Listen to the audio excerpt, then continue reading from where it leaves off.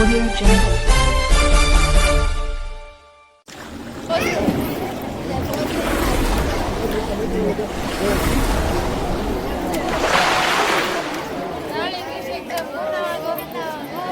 ಸನ್ಮಾನ್ಯ ಶ್ರೀ ಎಂಜಿ ಚಂದ್ರಶೇಖರಯ್ಯನವರ ಎಂಬ ಮಾತನ್ನ ಹೇಳಿದಂತ ನಮಸ್ಕರಿಸುತ್ತಾ ವೇದಿಕೆಯ ಮೇಲೆ ಉಪಸ್ಥಿತರಿರತಕ್ಕಂತ ಸಮಾರಂಭದ ಅಧ್ಯಕ್ಷರಾದ ಸನ್ಮಾನ್ಯ ಶ್ರೀ MC ದೇವರಾಜಣ್ಣವರೇ, ಈ ಕಾರ್ಯಕ್ರಮದ ಕೇಂದ್ರ ಬಿಂದುಗಳು ತಮ್ಮೆಲ್ಲರ ಆಕರ್ಷಿತರಾಗಿರ್ತಕ್ಕಂಥ ಆತ್ಮೀಯರಾದ ಮುಳಬಾಗಿಲು ತಾಲೂಕಿನ ಜನಪ್ರಿಯ ಶಾಸಕರಾದ ಸಮೃದ್ಧಿ ಮಂಜಣ್ಣನವರೇ ಹಾಗೂ ಎಲ್ಲ ಗಣ್ಯಮಾನ್ಯರಿದ್ದೀರಿ.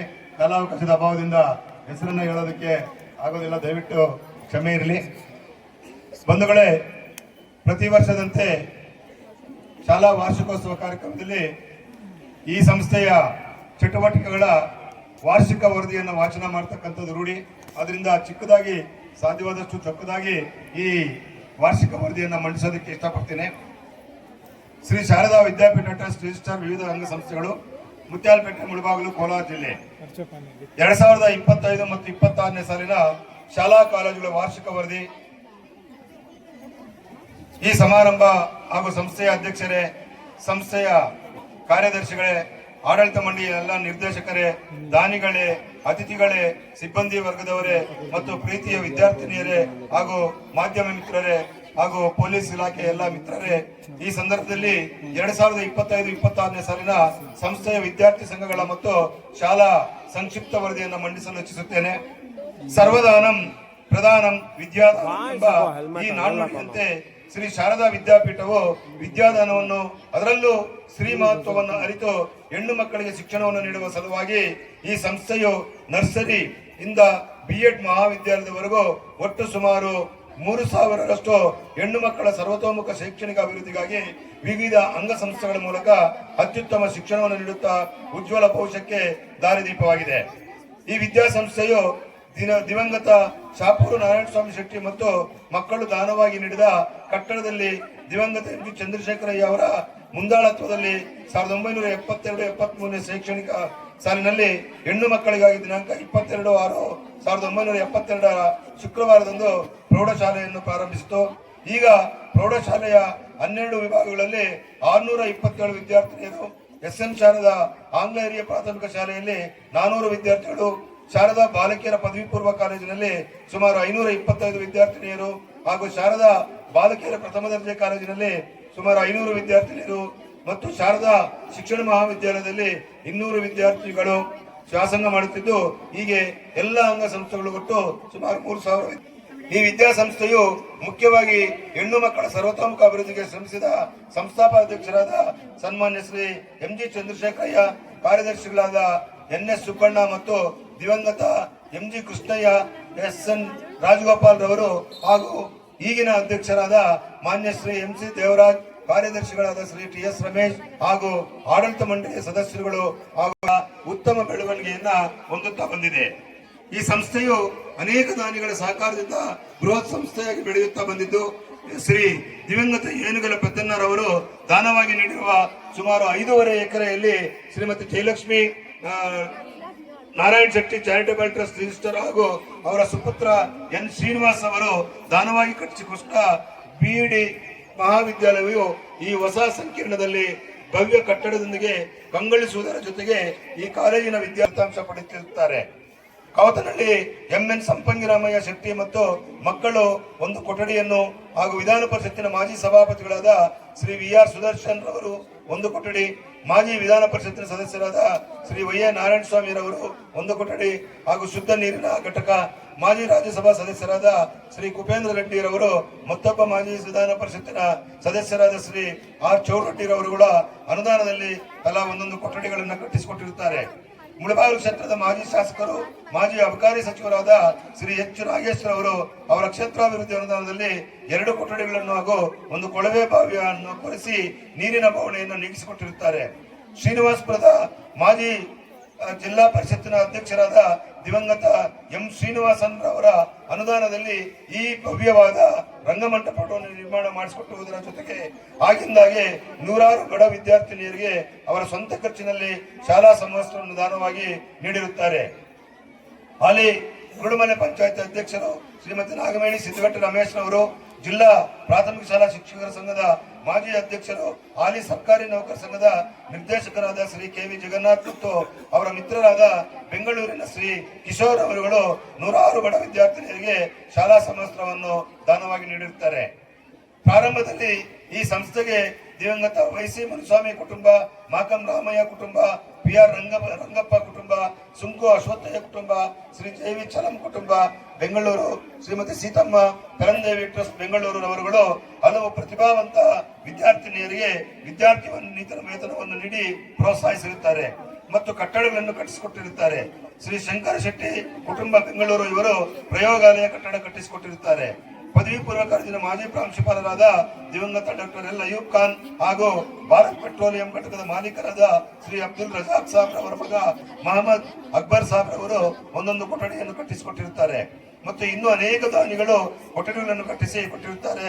ಹಾಗೂ ಬಹು ಮುಖ್ಯವಾಗಿ ನಮ್ಮ ಶಾಲೆಯ ಆವರಣದಲ್ಲಿನ ಕುಡಿಯುವ ನೀರಿನ ಸಮಸ್ಯೆಯನ್ನು ರೋಟರಿ ಪಶ್ಚಿಮ ಮತ್ತು ಮುಳಬಾಗಿಲುರವರು 2 ಶುದ್ಧ ಕುಡಿಯುವ ನೀರಿನ ಘಟಕಗಳ ವ್ಯವಸ್ಥೆಯೊಂದಿಗೆ ನೀರಿನ ದಾಹವನ್ನು ನೀಗಿಸಿದ್ದು ಮಾತ್ರವಲ್ಲದೆ ಬಹು ಮುಖ್ಯವಾಗಿ ಹೆಣ್ಣು ಮಕ್ಕಳ ಆರೋಗ್ಯದ ದೃಷ್ಟಿಯಿಂದ ಆಧುನಿಕ ಶೌಚಾಲಯಗಳನ್ನು ನಿರ್ಮಿಸಿ ಕೊಟ್ಟಿರುತ್ತಾರೆ.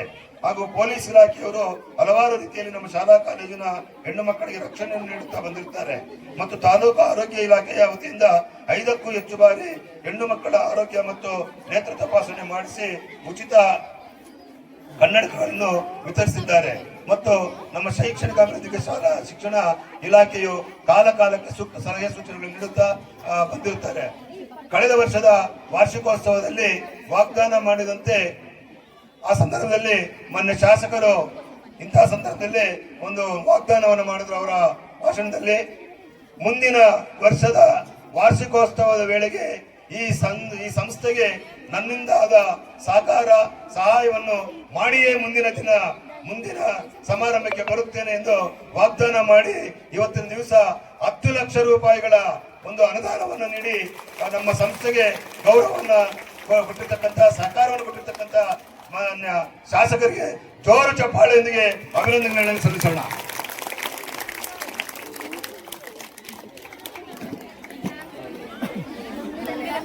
ಹೀಗಾಗಿ ಈ ಸಂದರ್ಭದಲ್ಲಿ ಎಲ್ಲ ಸಹೃದಯಿ ಮಹಾದಾನಿಗಳು ಮತ್ತು ಸಹಕರಿಸಿದ ಎಲ್ಲ ಪೋಷಕರನ್ನು ಮತ್ತು ಸಾರ್ವಜನಿಕರನ್ನು ತುಂಬ ಹೃದಯದಿಂದ ಸ್ಮರಿಸುತ್ತೇವೆ. 2025-26ನೇ ಸಾಲಿನಲ್ಲಿ ವಿದ್ಯಾರ್ಥಿ ಶಾರದಾ ಪ್ರೌಢಶಾಲೆಯ ವಿದ್ಯಾರ್ಥಿ ಸಂಘದ ವತಿಯಿಂದ ಕೆಳಕಂಡ ಕಾರ್ಯಕ್ರಮಗಳನ್ನು ಹಮ್ಮಿಕೊಂಡಿದ್ದು ಹಲವಾರು ಕಾರ್ಯಕ್ರಮ ಹಮ್ಮಿಕೊಂಡಿದ್ದೇವೆ.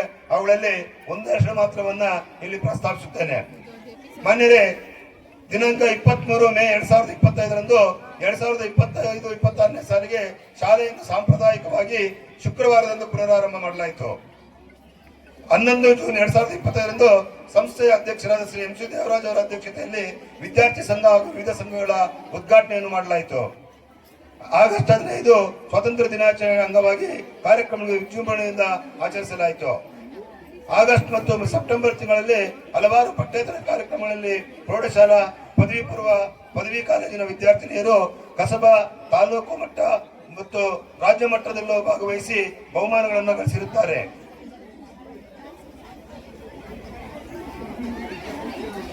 ಅಕ್ಟೋಬರ್ 6, 2025ರಿಂದ ಅಕ್ಟೋಬರ್ 10ನೇ ತಾರೀಕಿನವರೆಗೆ ತಮಿಳುನಾಡಿನ ಪ್ರೇಕ್ಷಣೀಯ ಮತ್ತು ಐತಿಹಾಸಿಕ ಸ್ಥಳಗಳಿಗೆ ಒಟ್ಟು 5 ದಿನಗಳ ಕಾಲ 90 ವಿದ್ಯಾರ್ಥಿನಿಯರು ಮತ್ತು 20 ಸಿಬ್ಬಂದಿಯೊಂದಿಗೆ 2 ಬಸ್ಸುಗಳ ಶೈಕ್ಷಣಿಕ ಪ್ರವಾಸವನ್ನು ಯಶಸ್ವಿಯಾಗಿ ಕೈಗೊಳ್ಳಲಾಯಿತು.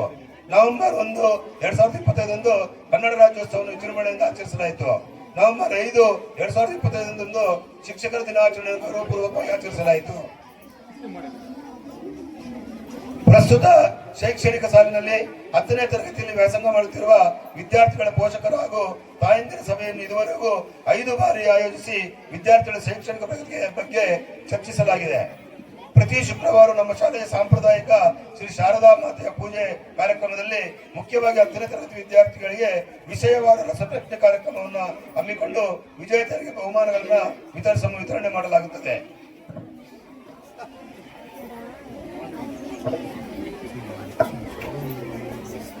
ಶಾರದಾ ಬಾಲಕಿಯರ ಪದವಿ ಪೂರ್ವ ಕಾಲೇಜು 1988-89 ಶೈಕ್ಷಣಿಕ ಸಾಲಿನಲ್ಲಿ ಈ ಶಾರದಾ ಮಹಿಳಾ ಪದವಿ ಪೂರ್ವ ಕಾಲೇಜು ಪ್ರಾರಂಭವಾಯಿತು.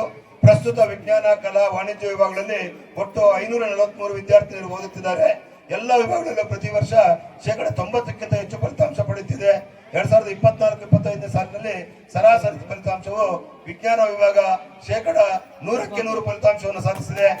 ವಾಣಿಜ್ಯ ವಿಭಾಗ 95ರಷ್ಟು ಫಲಿತಾಂಶ ಪಡೆದಿದೆ. ಕಲಾ ವಿಭಾಗ 96%, ಕಾಲೇಜಿನ ಸರಾಸರಿ ಫಲಿತಾಂಶ 96% ಆಗಿದೆ. ಬಂಧುಗಳೇ, 2024-25 ಸಾಲಿನಲ್ಲಿ ಕಲಾ ವಿಭಾಗದ ನಮ್ಮ ಕಾಲೇಜಿನ ವಿದ್ಯಾರ್ಥಿನಿ ಜಿಲ್ಲೆಗೆ ದ್ವಿತೀಯ ಸ್ಥಾನ ಪಡೆದಿರುತ್ತಾರೆ. ಹಾಗೂ ಇದೇ ಸಾಲಿನಲ್ಲಿ ವಿಜ್ಞಾನ ವಿಭಾಗದ ಕನ್ನಡ, ಆಂಗ್ಲ ಭಾಷೆ, ಉರ್ದು, ಗಣಿತ ಮತ್ತು ಭೌತಶಾಸ್ತ್ರ ವಿಷಯಗಳಲ್ಲಿ 100% 100ರಷ್ಟು ಫಲಿತಾಂಶವನ್ನು ಪಡೆದಿದ್ದು, ಇದಕ್ಕೆ ಕಾರಣರಾದ Shri N Narayanappa, Muchchalappa, Subrahmanya sir, M Manjunath Gowda, ಈ ಎಲ್ಲ ಉಪನ್ಯಾಸಕರನ್ನ ಸಿಬ್ಬಂದಿ ಹಾಗೂ ಆಡಳಿತ ವರ್ಗದವರು ತುಂಬು ಹೃದಯದಿಂದ ಅಭಿನಂದಿಸುತ್ತಾರೆ. 2025ರಲ್ಲಿ ದ್ವಿತೀಯ ಪಿಯುಸಿ ವಾರ್ಷಿಕ ಪರೀಕ್ಷೆಯಲ್ಲಿ ರಾಜ್ಯ ಮಟ್ಟದ ಅತ್ಯುತ್ತಮ ಫಲಿತಾಂಶ ಪಡೆದಿದ್ದು, ರಾಜ್ಯ ಪದವಿ ಪೂರ್ವ ಶಿಕ್ಷಣ ಇಲಾಖೆಯ ಅಭಿನಂದನಾ ಪತ್ರ ನೀಡಿ ಗೌರವಿಸಿರುತ್ತಾರೆ. 2010-11 ಸಾಲಿನಲ್ಲಿ ಎಂ ಶಶಿಕಲಾ ಎಂಬ ವಿದ್ಯಾರ್ಥಿನಿಯು ದ್ವಿತೀಯ ಪಿಯುಸಿ ವಾರ್ಷಿಕ ಪರೀಕ್ಷೆಯ ಕಲಾ ವಿಭಾಗದಲ್ಲಿ ರಾಜ್ಯ ಮಟ್ಟದಲ್ಲಿ ಅತಿ ಹೆಚ್ಚು ಅಂಕಗಳನ್ನು ಪಡೆದಿದ್ದರಿಂದ ರಾಜ್ಯ ಮತ್ತು ರಾಷ್ಟ್ರದ ಮಟ್ಟದ ನವದೆಹಲಿಯಲ್ಲಿ ಅಂಬೇಡ್ಕರ್ ಪ್ರತಿಷ್ಠಾನ ಸಂಸ್ಥೆ ವತಿಯಿಂದ ದೆಹಲಿಯ ವಿಜ್ಞಾನ ಭವನದಲ್ಲಿ ಸನ್ಮಾನಿಸಿರುತ್ತಾರೆ. ನೈಬಾ ತಸ್ಮೀನ್ ಎಂಬ ವಿದ್ಯಾರ್ಥಿನಿಯು ತಾಲೂಕು ಮಟ್ಟದಲ್ಲಿ ನಡೆದ ನನ್ನ ಮತ ನನ್ನ ಹಕ್ಕು ಎಂಬ ವಿಷಯದ ಬಗ್ಗೆ ನಡೆದ ಚಿತ್ರಕಲೆ ಸ್ಪರ್ಧೆಯಲ್ಲಿ ದ್ವಿತೀಯ ಸ್ಥಾನ ಪಡೆದು 10,000 ನಗದು ಬಹುಮಾನ ಪಡೆದಿರುತ್ತಾರೆ. ಆ ವಿದ್ಯಾರ್ಥಿನಿಯರಿಗೆ ತಮ್ಮೆಲ್ಲರ ಪರವಾಗಿ ಅಭಿನಂದನೆ ಸಲ್ಲಿಸುತ್ತೇನೆ. ಈ ರೀತಿ ಪಠ್ಯ ವಿಷಯದ ಜೊತೆಗೆ ಪಠ್ಯೇತರ ವಿಷಯಗಳಲ್ಲಿ ಉತ್ತಮ ಸಾಧನೆ ಮಾಡಿ 2025-26 ಸಾಲಿನ ತಾಲೂಕು ಮಟ್ಟದ ಕ್ರೀಡಾಕೂಟದಲ್ಲಿ ಚಾಂಪಿಯನ್ಶಿಪ್ ಕೂಡ ಪಡೆದಿರುತ್ತಾರೆ.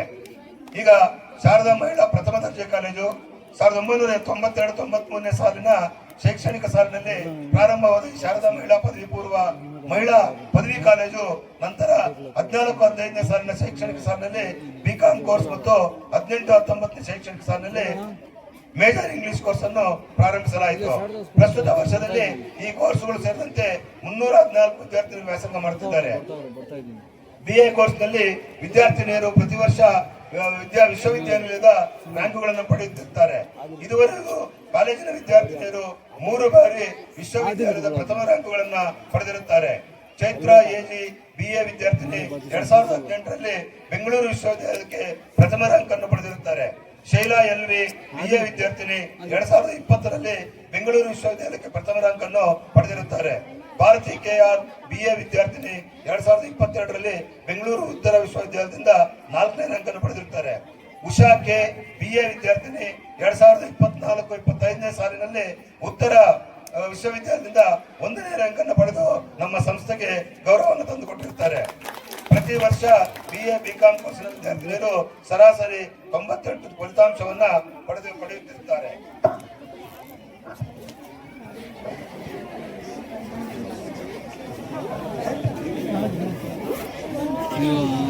ಸಂದರ್ಭದಲ್ಲಿ ಮತ್ತೊಮ್ಮೆ ತಮ್ಮಲ್ಲಿ ವಿನಂತಿಸುವುದೇನೆಂದರೆ, ಈ ನಮ್ಮ ವಿದ್ಯಾಸಂಸ್ಥೆಯು ಕನ್ನಡ ನಾಡಿನ ಗಡಿ ಪ್ರದೇಶದಲ್ಲಿದ್ದು ಈ ಸಂಸ್ಥೆಯು ವ್ಯಾಸಂಗ ಮಾಡಲು ಹೆಚ್ಚಿನ ಸಂಖ್ಯೆಯಲ್ಲಿ ಆರ್ಥಿಕವಾಗಿ ಹಿಂದುಳಿದ ಗ್ರಾಮೀಣ ಭಾಗದ ಹೆಣ್ಣು ಮಕ್ಕಳು ದಾಖಲಾಗಿ ಆಯ್ದ ಪದವಿಗಳಲ್ಲಿ ಸೇವೆಯನ್ನು ಸಲ್ಲಿಸುತ್ತಾ ಈ ಸಂಸ್ಥೆಯ ಕೀರ್ತಿಯನ್ನು ಹೆಚ್ಚಿಸುತ್ತಾ ಬಂದಿದ್ದಾರೆ.